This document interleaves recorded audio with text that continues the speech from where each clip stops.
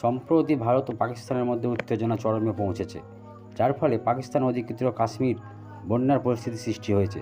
ভারতের উড়ি বাঁধ থেকে হঠাৎ করে জল ছাড়ার কারণে ঝিলাম নদীর জলস্তর দ্রুত বৃদ্ধি পেয়েছে, বা হাটিয়ানবালা, গাড়িদুপাট্টা এবং মুজফ্ফরবাদ সহ বিভিন্ন অঞ্চলে আতঙ্ক সৃষ্টি করেছে।